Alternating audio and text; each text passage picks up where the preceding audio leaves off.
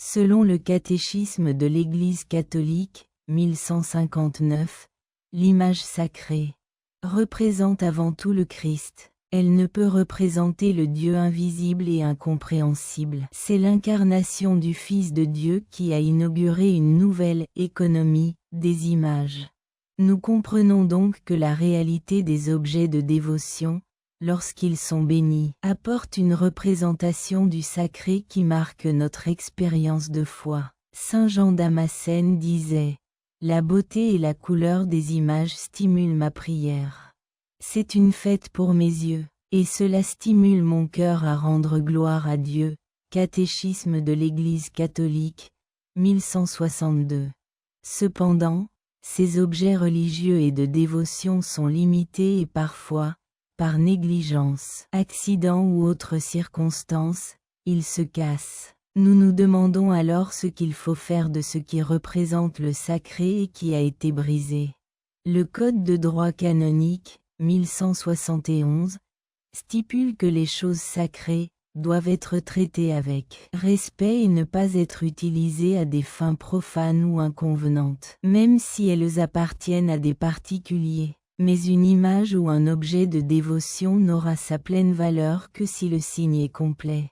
Si le signe n'est pas complet, il ne transmet plus correctement le message. On en conclut donc qu'un objet religieux cassé, même s'il a été béni, ne remplit plus sa fonction.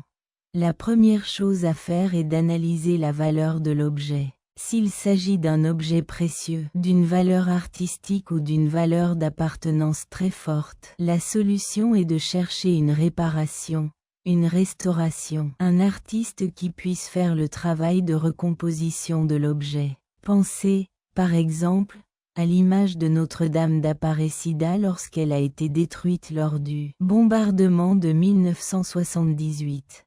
Dans ce cas, la restauration était la solution. En revanche, lorsqu'il s'agit d'un objet facilement récupérable, pour remplacer l'objet de dévotion brisé, on peut le détruire par le feu, en le brûlant. Dans le cas d'une pièce en plâtre ou en argile, on peut enlever les traits de l'image et la placer dans la terre, dans un jardin par exemple, en l'enterrant. Il n'est pas recommandé de conserver un objet cassé ou de le jeter à la poubelle. La fonction des images bénies et des signes sacrés, chapelets, scapulaires, médailles, etc., en bon état, est donc d'entrer dans l'harmonie des signes de la célébration, afin que le mystère célébré se grave dans la mémoire du cœur et s'exprime ensuite dans la vie nouvelle des fidèles. Catéchisme de l'Église catholique, 1162. Que notre prière personnelle et communautaire trouve toujours dans les signes visibles cette beauté réelle qui nous conduit à contempler, par analogie, la pleine beauté de notre Dieu, confère